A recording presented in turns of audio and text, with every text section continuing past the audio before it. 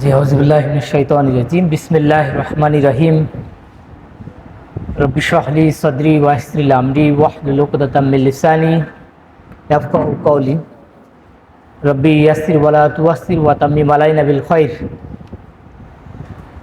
শত শহীদের স্বপ্ন পূরণের প্রিয় কাফেলা বাংলাদেশ ইসলামী ছাত্র শিবির শাহজাহানপুর অঞ্চলের কর্তৃক আয়োজিত আজকের এই দিনব্যাপী কর্মী শিক্ষা শিবিরের সম্মানিত দায়িত্বশীল ভাইরা এবং যাদের নিয়ে আজকের এই সুন্দর আয়োজন প্রাণপ্রিয় ডেলিগেট ভাইরা, সবাইকে জানাচ্ছি রাসূলুল্লাহ সাল্লাল্লাহু আলাইহি সাল্লামের শেখানো সর্বোচ্চ সম্ভাষণ, আসসালামু আলাইকুম ওয়া রাহমাতুল্লাহি ওয়া বারাকাতুহু।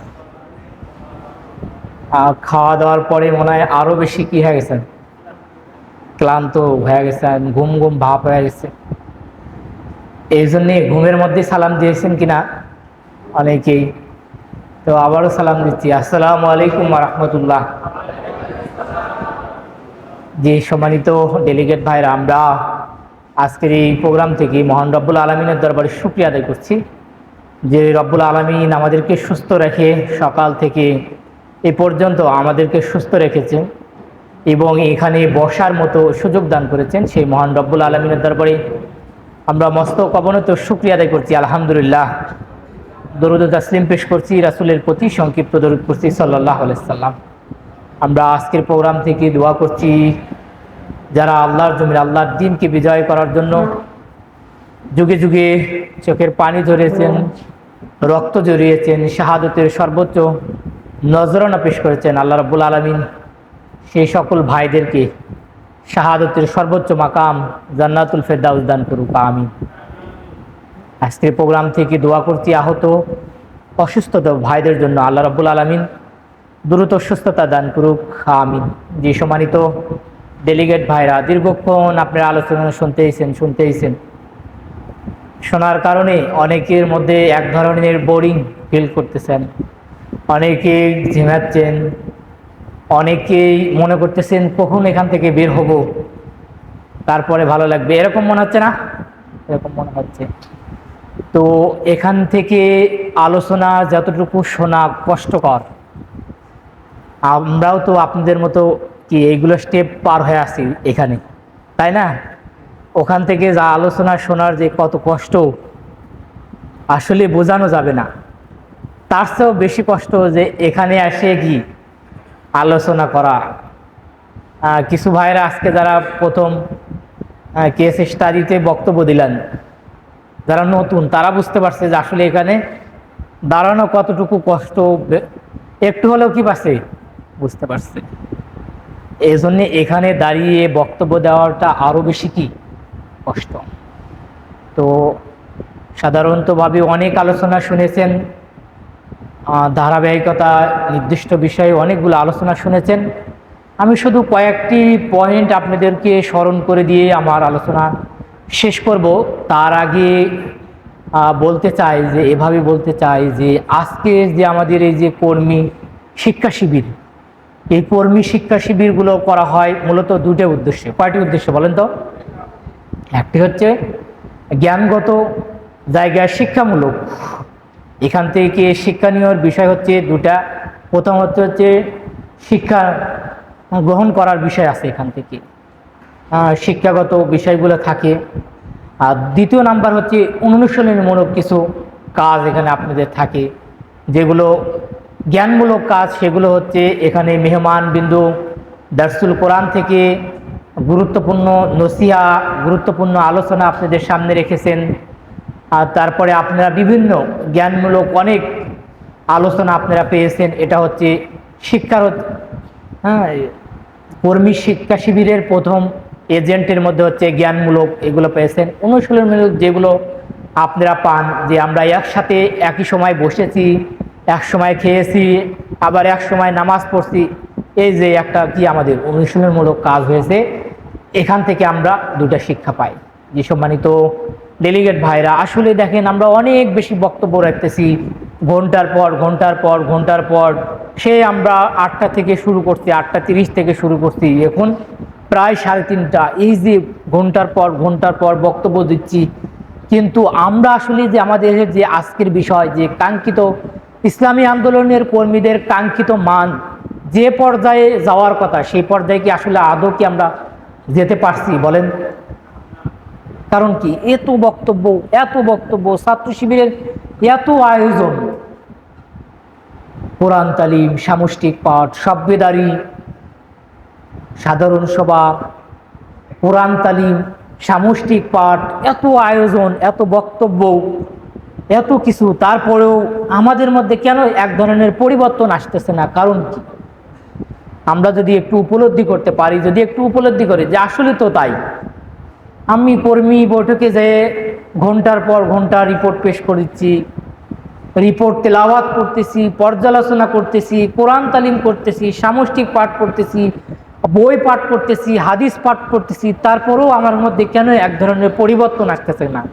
কেন আমি সাহাবীদের মধ্যেও জীবন যাপন করতে পারতেছি না? কেন আমি কেন সাহাবী আজমাইনদের মতো জীবন পরিচালনা করতে পারতেছি না? এটা কিন্তু খুবই গুরুত্বপূর্ণ বিষয়। আমি কেন আমার আসলে কাঙ্ক্ষিত মানের পর্যায়ে আমি যেতে পারতেছি না? সম্মানিত উপস্থিতি, আমরা যদি রাসূলুল্লাহ সাল্লাল্লাহু আলাইহি সাল্লামের সিরাতের দিকে তাকাই তাহলে দেখতে পারি যে রাসূলুল্লাহ সাল্লাল্লাহু আলাইহি সাল্লাম এত বেশি বক্তব্য দেয় নাই, এত ঘন্টার পর সাহাবীদেরকে নসিহা করে নাই, তেলাওয়াত এত বেশি কি আলোচনা শোনায় নাই।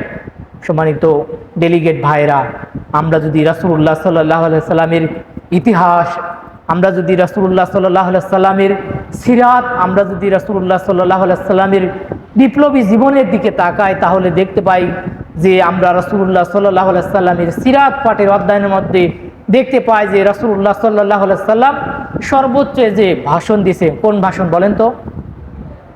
বিদায় ভাষণ। এই বিদায় রাসূলুল্লাহ সাল্লাল্লাহু বিদায় হজের ভাষণে রাসূলুল্লাহ সাল্লাল্লাহু আলাইহি সাল্লাম মাত্র কয় মিনিট, 22 মিনিট, 18 মিনিট, 26 মিনিটের উপরে রাসূলুল্লাহ সাল্লাল্লাহু আলাইহি সাল্লাম কি বক্তব্য দেয় নাই। কিন্তু আমরা ঘন্টার পর বক্তব্য দিচ্ছি, তারপরেও কেন পরিবর্তন হয় নাই?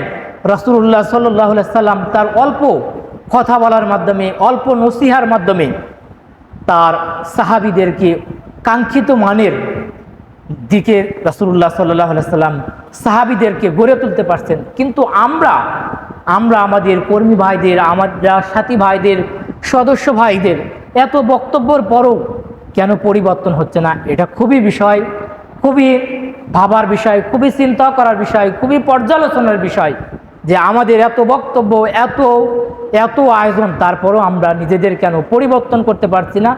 আমি ফার্স্টলি যেটা মনে করি সেটা হচ্ছে যে আমরা বলার পরে, মেহমানদের কথা বলার পরে, দায়িত্বশীলের কথা বলার পরে এটা আমরাকে নিজেদের জীবনে ধারণ করতে পারতেছি না।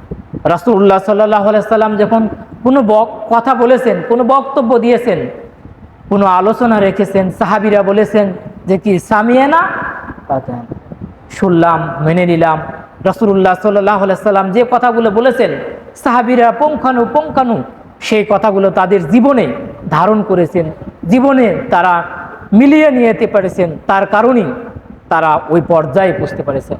এজন্য ইসলামী আন্দোলনের কর্মী হিসাবে, ইসলামী আন্দোলনের দায়িত্ব হিসাবে যদি আমি আমার দায়িত্বশীল ভাইদের কথাগুলো যদি আমার ব্যক্তিগত জীবনের সাথে যদি আমি মিলাতে পারি, আমি যদি গ্রহণ করতে পারি, তাহলে আমিও সাহাবীদের মতো জীবন, আজমাইনদের মতো জীবন, মনীষীদের মতো জীবন আমিও গড়ে তুলতে পারবো।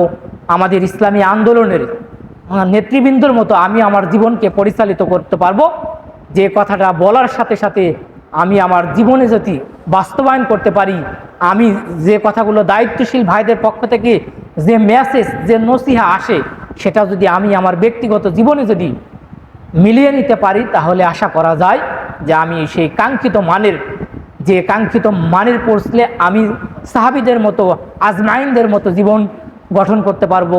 সেই কথাগুলো আজকেই আমরা আপনাদের কাছে বিনীত অনুরোধ করব যে আজকে আমরা মেহমানবৃন্দ থেকে যেগুলো কথা শুনছে তা আমরা জীবনে প্রতিফলন করব, জীবনের সাথে মিলাবো।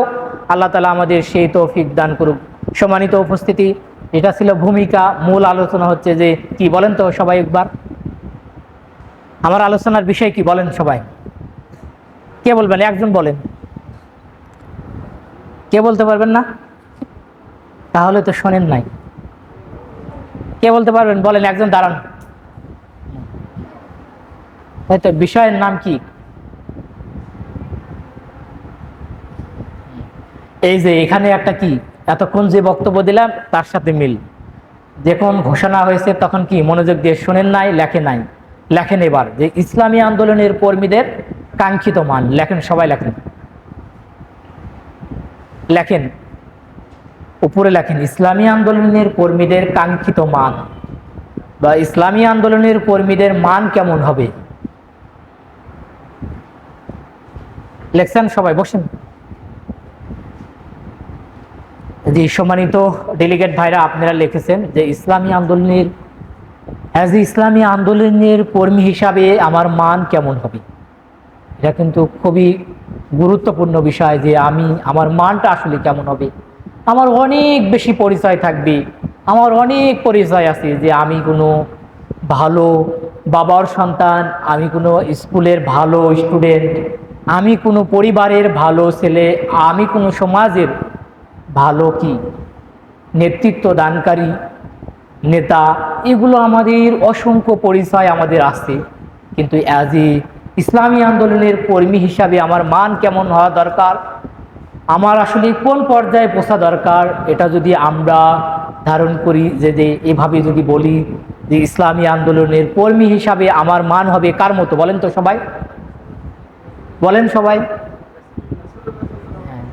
ইসলামী আন্দোলনের কর্মী হিসাবে আমার মান হওয়া দরকার রাসূলুল্লাহ সাল্লাল্লাহু আলাইহি সাল্লামের মতো। রাসূলুল্লাহ সাল্লাল্লাহু আলাইহি সাল্লামের আদর্শ যদি আমার আদর্শ হয়, রাসূলুল্লাহ সাল্লাল্লাহু আলাইহি সাল্লাম যে আদর্শ বুকে ধারণ করেছেন, সেই আদর্শ যদি আমরা বুকে ধারণ করতে পারি, তবেই আমরা সেই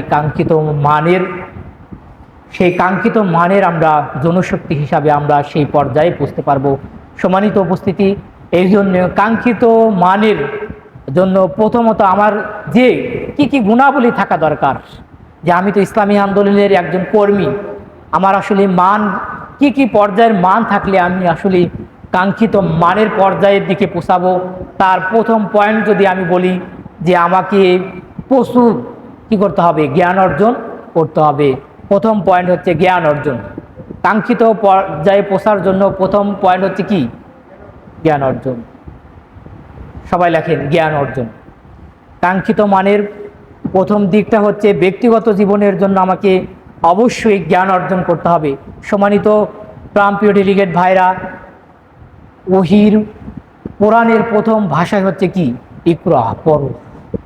আল্লাহর প্রথম বাণীটা হচ্ছে কি? পড়ো। এই জন্য আমাদেরকে প্রচুর পড়াশোনা করতে হবে, প্রচুর জ্ঞান অর্জন করতে হবে। এই পৃথিবীতে পৃথিবীর বুকে যারাই নেতৃত্ব দিয়েছিল, তারা আগে জ্ঞানের নেতৃত্ব দিয়েছিল। সম্মানিত উপস্থিতি, জ্ঞান ছাড়া এই পৃথিবীতে কোথাও নেতৃত্ব দেওয়া সম্ভব না।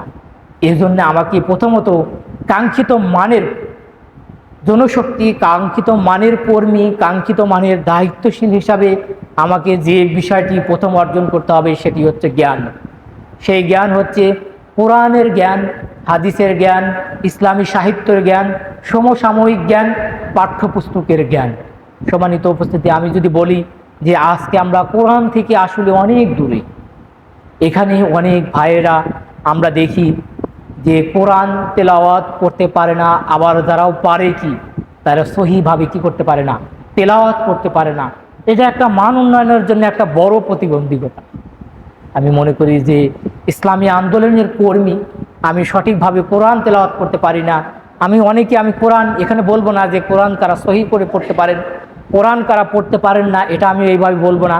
তবে আজকের এই শিক্ষা শিবির থেকে যদি আমি বলি যে প্রথম যে শিক্ষাটা আপনাকে গ্রহণ করতে হবে, সেটা হচ্ছে কোরআনের সাথে আমাদের সম্পর্ক বৃদ্ধি করতে হবে। এই জন্য আমি প্রথম বলবো যে আমাদেরকে কোরআনটাকে একদম সহি করে তেলাওয়াত করা শিখতে হবে। এখনো যারা শেখেন না, আসলে তো আমরা শেখার জন্য এসেছি। অনেকেই মনে করে যে ভাই, আমি তো আসলে কোরআন কি সহি করে তেলাওয়াত করতে পারি না, এই জন্য আমি কি সাথী হব না, আমি কোরআন তেলাওয়াত সহিভাবে তেলাওয়াত করতে পারি না, আমি সদস্য হব না। এই ভয়ে কিন্তু অনেকেই কি হয় না, সাথী হয় না। অনেকেই সদস্য পর্যন্ত কি কোরআনের তেলাওয়াত সমস্যা থাকার কারণে কি অনেকেই দেখতে পাই যে তারা সদস্য শপথ গ্রহণ করতে পারে না। আমরা তো ইসলামী আন্দোলনের, আমরা তো ছাত্র শিবিরের যোগ দিয়েছি কি শেখার জন্য। আমাদের তো তৃতীয় নাম্বার আমাদের হচ্ছে আমাদের কর্মসূচির তৃতীয় নাম্বার দফা হচ্ছে কি প্রশিক্ষণ, যে কি এই সমাজের কি আদর্শ তৈরি নাগরিক উদ্দেশ্যে, আদর্শ তৈরির নাগরিক উদ্দেশ্যে জাহিলিয়াতের সমস্ত চ্যালেঞ্জ মোকাবেলা করে যোগ্যতা সম্পন্ন কর্মী হিসাবে কার্যকারী ব্যবস্থা করার প্রশিক্ষণের মূলক এই কাজ এখানে ছাত্র শিবিরের এই তৃতীয় দফায় জ্ঞান অর্জনের কথা বলা হয়েছে। আমরা তো ছাত্র শিবিরে এসেছি, আমরা তো ছাত্র শিবিরে যোগ দিয়েছি কি জ্ঞান অর্জন করার জন্য, এখানে শেখার জন্য।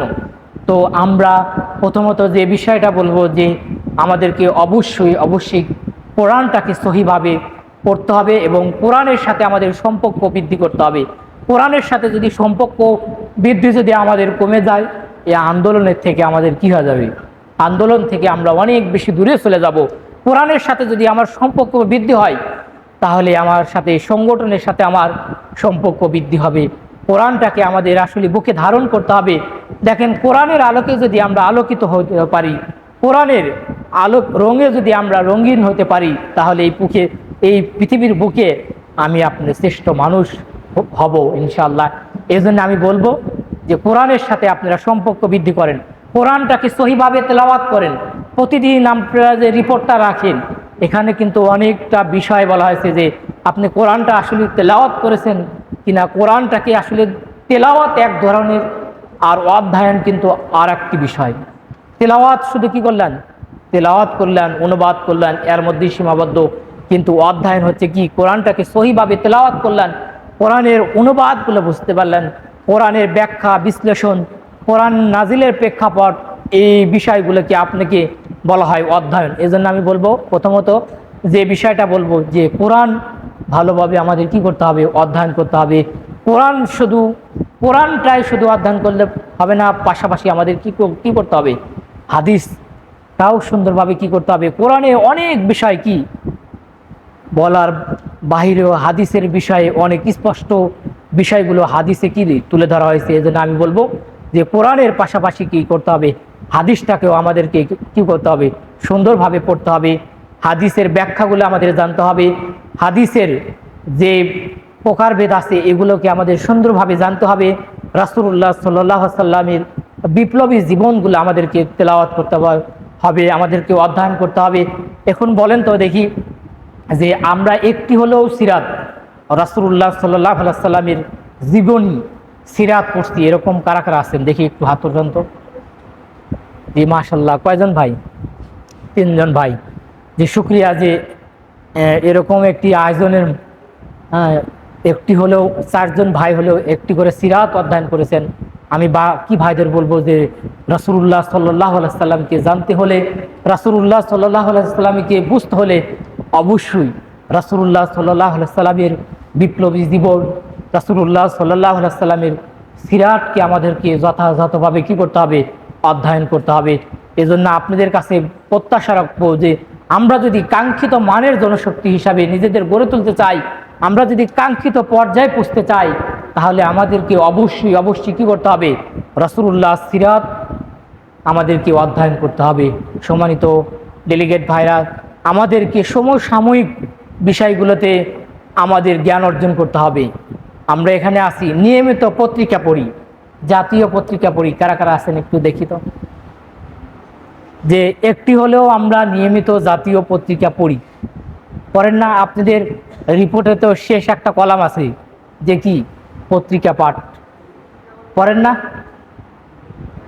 দেখি কারা কারা পত্রিকা পড়েন, একটু হাত উঠান।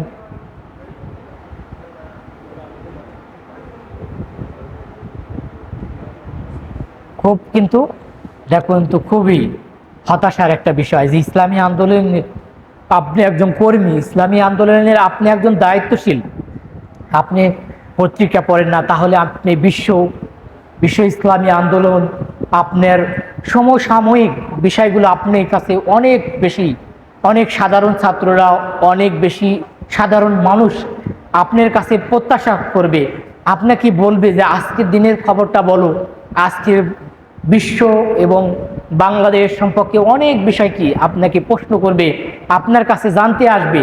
কিন্তু আপনি যদি নিয়মিত পত্রিকা না পাঠ করেন, আপনি যদি পত্রিকা না পাঠ করেন, তাহলে আপনি বিশ্বের খবর কিভাবে দিবেন?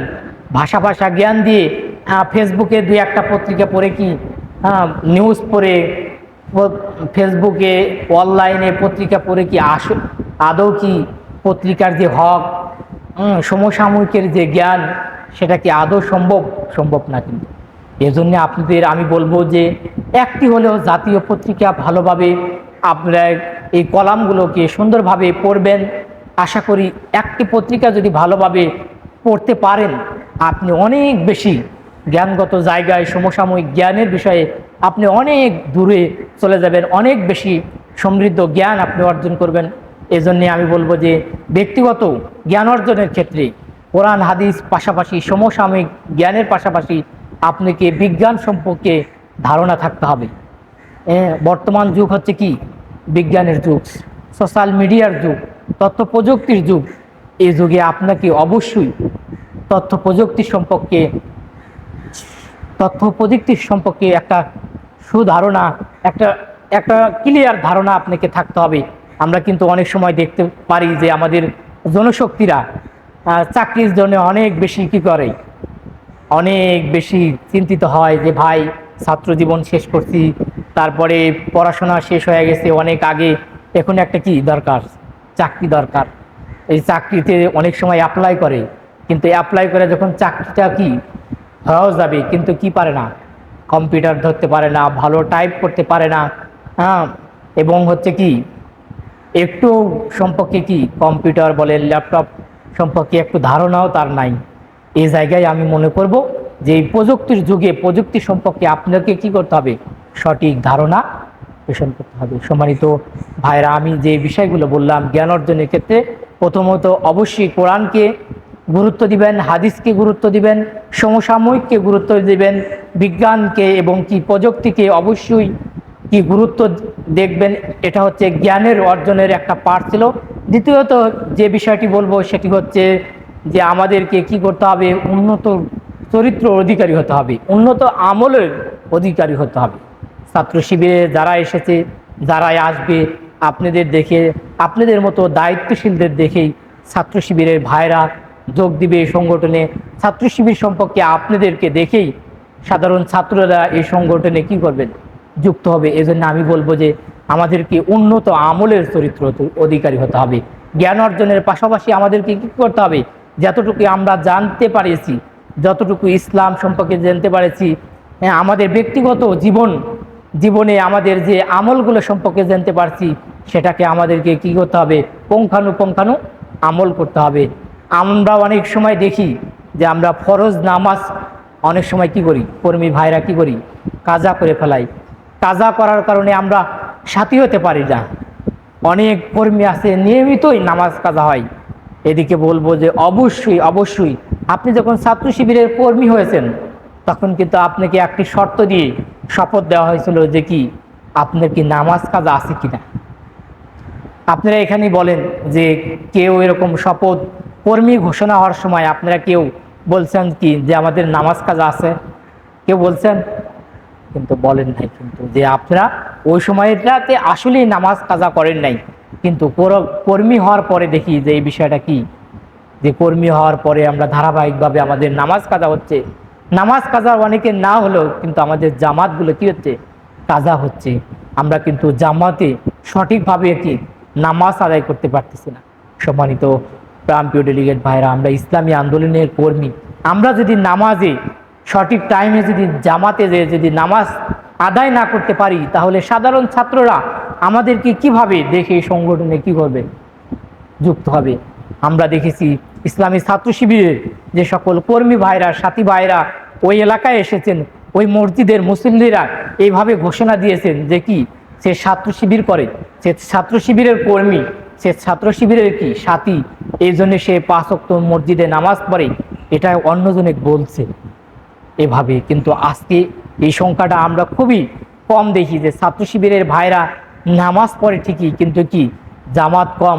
অনেক সময় বাসাতি নামাজ পড়ে, অনেক সময় কি করেন, নামাজ এই যে এখন পড়বো, একটু পরে পড়ি, আরো একটু পরে পড়ি, এরকম করে কিন্তু অনেকের দেখা যায় জামাতের অনেক পরে কিন্তু নামাজ আদায় করে। এই জন্য আমি ছাত্র শিবিরের ভাইদের বলবো যে অবশ্যই অবশ্যই আমাদেরকে নামাজের গুরুত্ব দিতে হবে, এবং পাশাপাশি আমরা নফল এবং সুন্নত নামাজের বিষয়ে কিন্তু আমরা অনেক বেশি, আমি মনে করি যে অনেক বেশি আমাদের এর মধ্যে একটা অমনোযোগী ভাব আছে, যে আমরা কিন্তু আমরা ফরজের একদম যাই, ফরজ নামাজ জামাত শুরু হয়ে গেছে, তারপরে আমরা দেখি অনেক ভাইকে দেখি যে জামাত শেষ হয়ে যাবে এই সময় যে কি করি, আমরা নামাজে যে যুক্ত হই, নামাজ সালাম পড়ার শেষ সাথে সাথে কি করি, আমরা মসজিদ থেকে কি চলে আসি। আমরা কিন্তু অনেক সময় নফল সুন্নাত এগুলো আমরা যথাযথভাবে পড়ি না। এই জন্য আমি ছাত্র শিবিরের জনশক্তি ভাইদেরকে, আজকের এই ডেলিগেট ভাইদেরকে উদ্দেশ্য বলবো যে আজকে আপনার এই কর্মী শিক্ষা শিবির থেকে আপনার একটা বড় একটা শিক্ষার বিষয় যে আমি যথাযথভাবে নফল এবং সুন্নাত নামাজের গুরুত্ব দিব, পাশাপাশি আমাকে নফল নফল রোজার অভ্যেস করতে হবে। রাসূলুল্লাহ সাল্লাল্লাহু আলাইহি সাল্লামের বিপ্লবী জীবনগুলো যদি আমরা অধ্যয়ন করি, তাহলে দেখা যায় যে রাসূলুল্লাহ সাল্লাল্লাহু আলাইহি সাল্লাম রমজান মাসেও ছাড়াও তিনি সোমবার এবং বৃহস্পতিবারে কি করেছেন, রোজা পালন করেছেন। এই জন্য আমরা নফল নামাজের গুরুত্ব অবশ্যই আমাদেরকে দিতে হবে, নফল রোজার গুরুত্ব আমাদের দিতে হবে। এই জন্যে আমি বলবো যে উন্নত চরিত্রের অধিকারী আমাদের হতে হবে। ছাত্র শিবিরের কর্মীরা হবে এই সমাজের জন্য একটা বড় নিয়ামত। ছাত্র শিবিরের ভাইরা পর্দার বিষয়ে আমরা দেখি অনেক সময় আমাদের অনেক জনশক্তি দেখি যে তারা পর্দাকে যথাযথভাবে কি করতেছে না, পালন করতেছে না।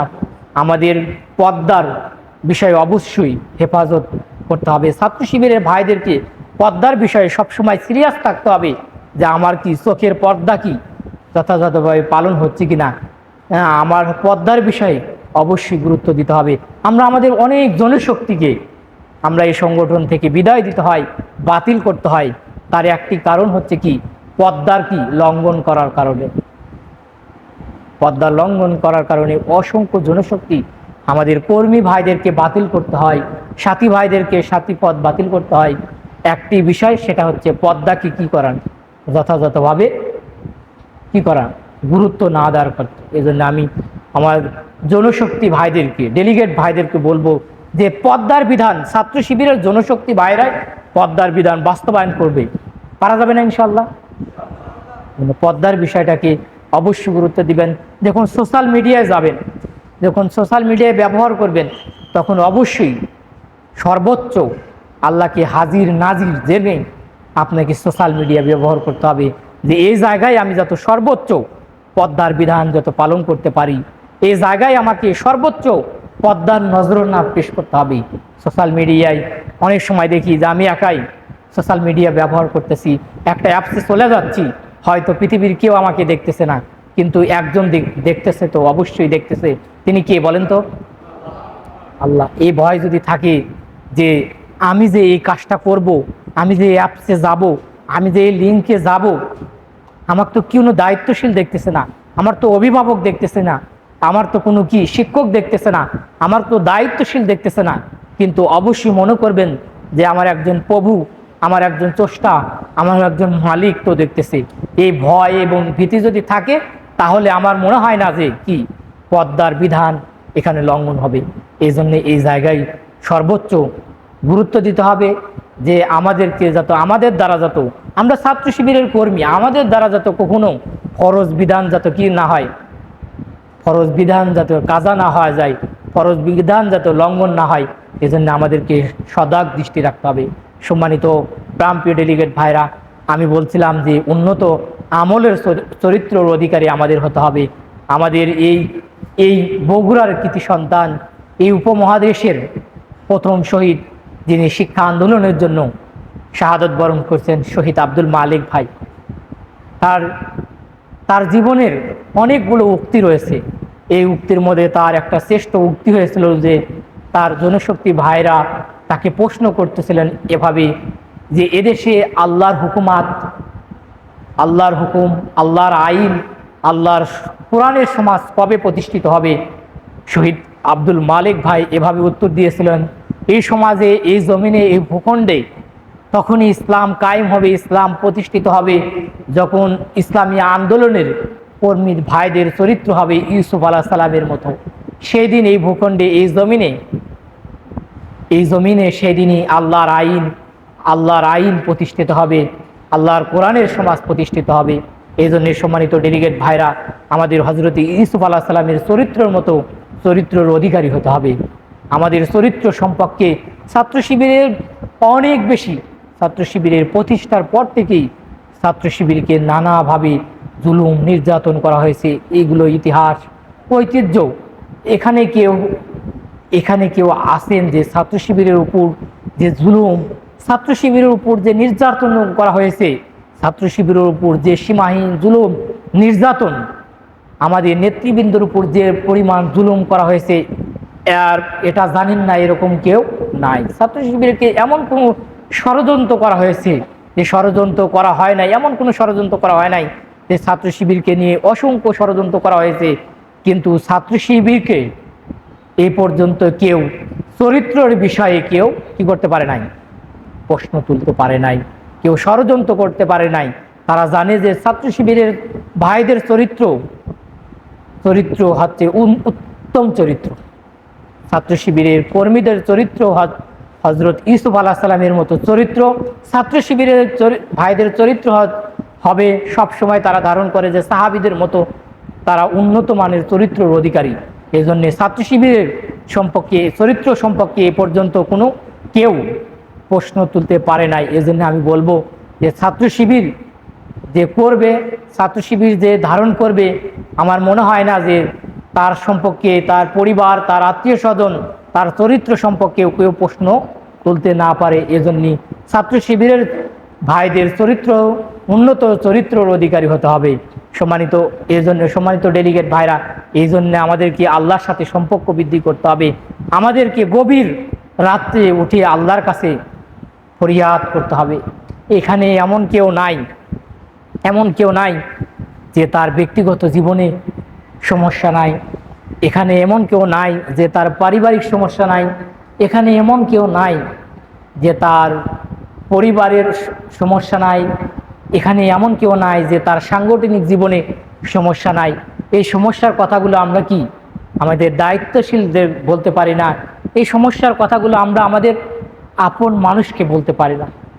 কিন্তু আমার বিশ্বাস, যদি আপনারা শেষ রাত্রে যদি আল্লাহর কাছে ফরিয়াদ করতে পারেন, আল্লাহর কাছে যদি শেষ রাতে ধর্ণা দিতে পারেন, আল্লাহর কাছে যদি ফরিয়াদ করতে পারেন, আমার বিশ্বাস যে আপনার ব্যক্তিগত সমস্যা, পারিবারিক সমস্যা, সাংগঠনিক সমস্যাগুলো আল্লাহ তাআলা আপনি কি করে দিবেন? অনেক বেশি সহজ করে দিবেন। আল্লাহ তাআলা আপনার কাছে সমাধান করে দিতে পারবেন। এই জন্যে আপনারা শেষ রাতে উঠে আল্লাহর কাছে ফরিয়াদ করবেন, আল্লাহর কাছে ধর্ণা দিবেন, আল্লাহর কাছে আপনারা কান্নাকাটি করবেন। অনেক বেশি সমস্যা, ময়দানের সমস্যা, জনশক্তির সমস্যা, মান উন্নয়ন করতে আমার অনেক বেশি প্রতিবন্ধকতা, এগুলো যদি আল্লাহর কাছে ফরিয়াদ করতে পারেন, আল্লাহর কাছে যদি চাইতে পারেন, আল্লাহর কাছে যদি ধর্ণা দিতে পারেন, আমার বিশ্বাস যে আপনার সকল সমস্যা আল্লাহ তাআলা সমাধান করে দিবে। সম্মানিত ডেলিগেট ভাইরা, এই জন্য আমার তৃতীয় পয়েন্টের কথা ছিল হচ্ছে উন্নত আমলের অধিকারী হতে হবে। সম্মানিত ডেলিগেট ভাইরা, চতুর্থ যে বিষয়টি বলবো, যে ইসলামী আন্দোলনের কর্মীদেরকে অনেক বেশি ত্যাগ এবং কোরবানির নজরানা পেশ করতে হবে। কি করতে হবে বলেন তো? একটু পানি দেন। কি করতে হবে বলেন?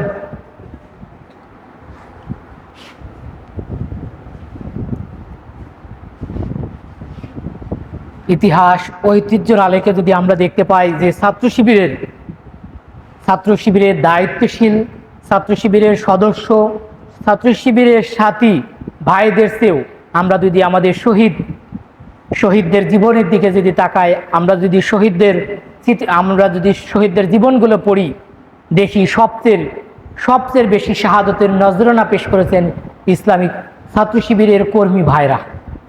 সবচেয়ে বেশি শাহাদতের নজরানা পেশ করেছেন ইসলামী ছাত্র শিবিরের কর্মী ভাইরা। এজন্য আমি বলবো যে ছাত্র শিবিরের জনশক্তিদের, ছাত্র শিবিরের কর্মী ভাইদেরকে সবসময় ত্যাগ এবং কোরবানির নজরানা, ত্যাগ এবং কোরবানির মনোমানসিকতা থাকতে হবে। সম্মানিত ডেলিগেট ভাইরা, আমাদের ত্যাগের সবসময় ত্যাগের মনোভাব থাকতে হবে। এখানে আমরা আসি, অনেকে মনে করতেছেন যে ভাই এখানে যদি এই রুমটা যদি না হয়ে যদি আরও বেশি এসি রুম হতো, আজকে যে সকালে খাবার দিয়েছে এই খাবারের আরও যদি খাবারের মানটা যদি আরও বেশি ভালো হতো, দুপুরে খাবার যে দেওয়া হয়েছে এর মান যদি আরও অনেক ভালো হতো, যেখানে বসতে দেওয়া হয়েছে এই চেয়ারের যদি আর একটা যদি উন্নত মানের চেয়ার দেওয়া যেত, আরও বেশি ভালো টেবিল দেওয়া যেত, এরকম আমরা অনেক সময় অনেক বেশি প্রত্যাশা করি। কিন্তু ছাত্র শিবিরের কর্মী ভাইদেরকে, ছাত্র শিবিরের জনশক্তি ভাইদেরকে সবসময় ত্যাগের মনোমানসিকতা পেশ করতে হবে। আমি কি ভালো কিছু খাইতে পারলাম, হ্যাঁ, এটা আমার বেশি পর্যালোচনার বিষয় থাকবে না। আমি কি ভালো জীবনযাপন করতেছি, এটা তার কখনো মনে করবে না।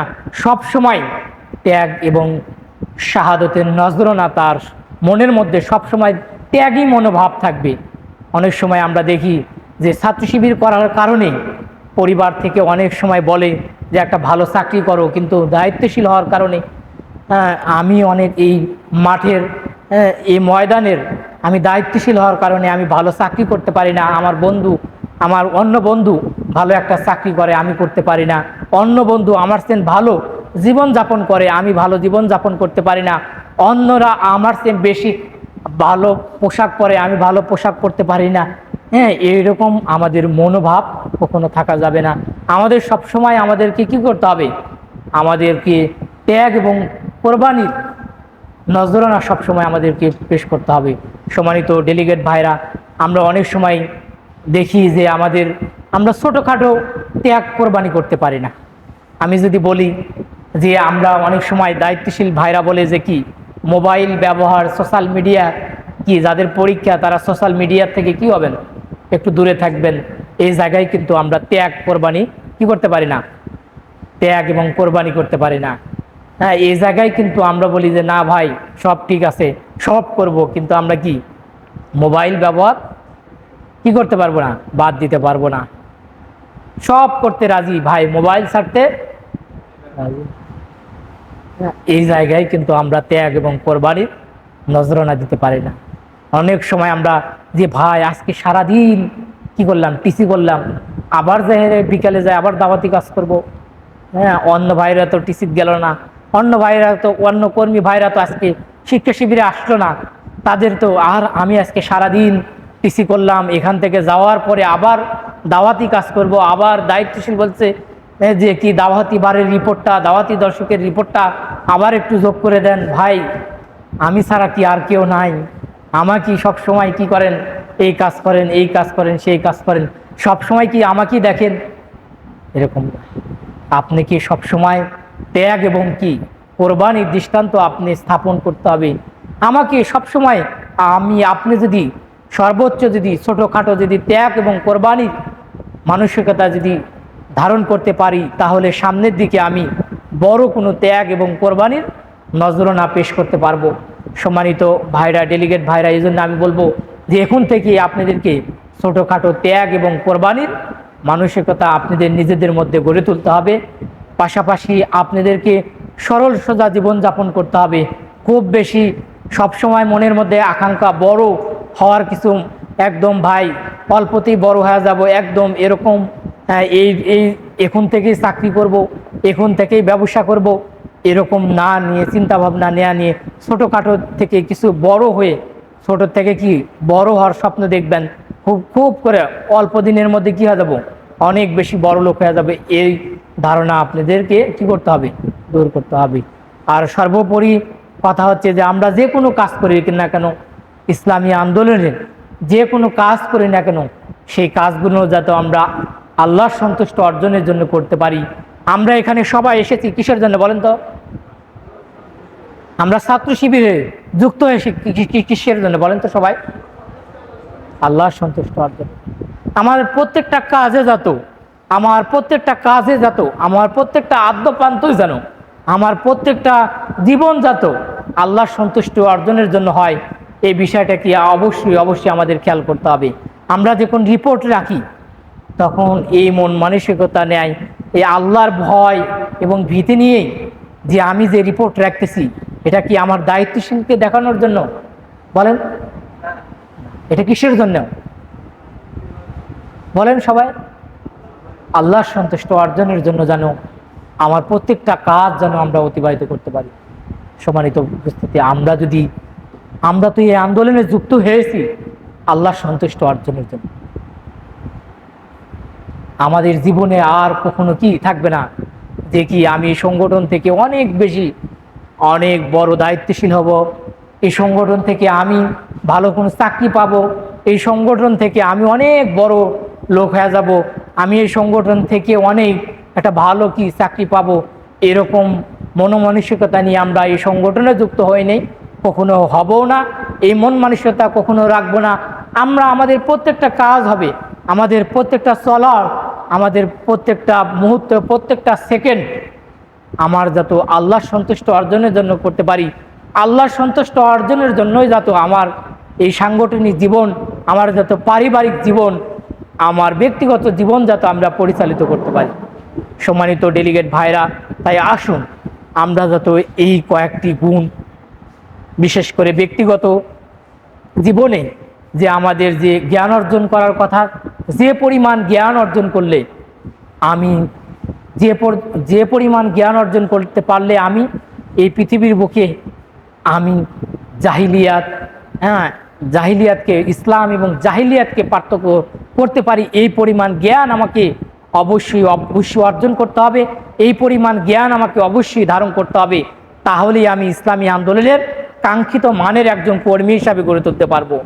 আর আমি যদি পড়াশোনায় না করি, আমরা কিন্তু ইসলামী আন্দোলনের কর্মী ভাইদের দেখি যে কিন্তু তারা কিন্তু খুব বেশি পড়াশোনা করে না, অনেক বিষয় সমসাময়িক অনেক বিষয় উত্তর দিতে পারে না।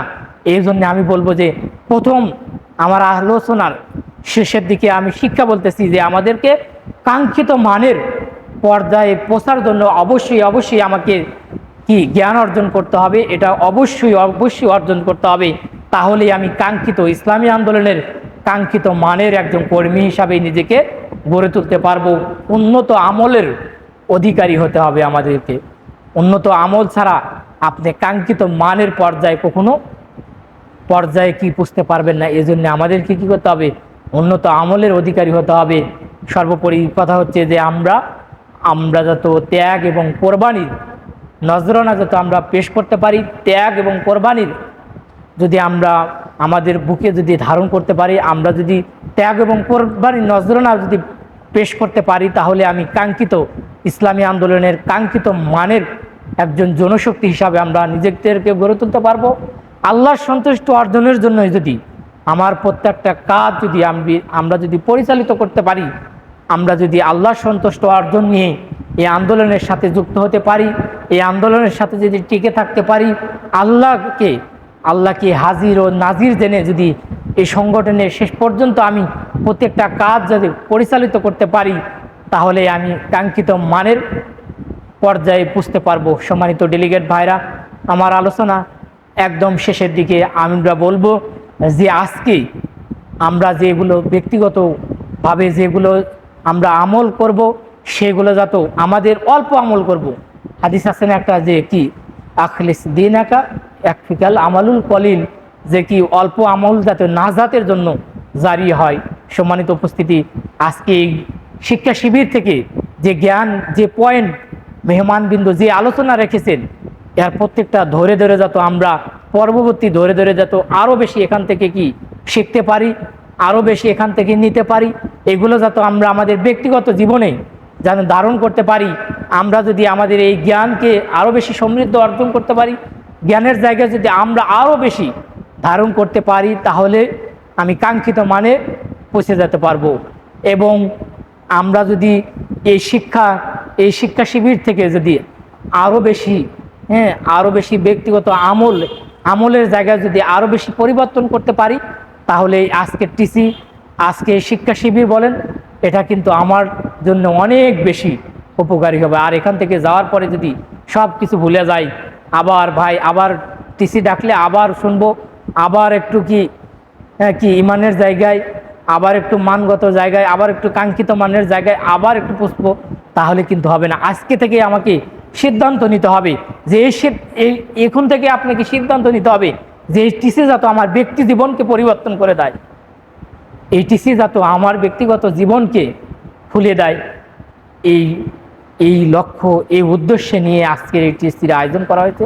সম্মানিত ডেলিগেট ভাইরা, আমরা আর একজন মেহমানের আলোচনা শুনে আমরা আমাদের সমাপনী সেশনের দিকে যাব। আল্লাহ তাআলা আমাদেরকে যে কাঙ্ক্ষিত মানের পর্যায়ে পৌঁছলে আমরা জান্নাত উপযোগী মানুষ হব, পৃথিবীর বুকে আমরা একজন জান্নাত উপযোগী মানুষ হব এবং এই জান্নাত উপযোগী মানুষগুলো নিয়ে আগামীর একটি সমৃদ্ধ বাংলাদেশ আমরা যত গড়ে তুলতে পারি, আল্লাহ তাআলা আমাদের সেই তৌফিক দান করুক। আল্লাহ তাআলা আমাদের এই যে আলোচনাগুলো শুনলাম, এই আলোচনাগুলো যাতে আমরা আমাদের ব্যক্তিগত জীবনে ধারণ করতে পারি, আল্লাহ তাআলা আমাদের সেই তৌফিক দান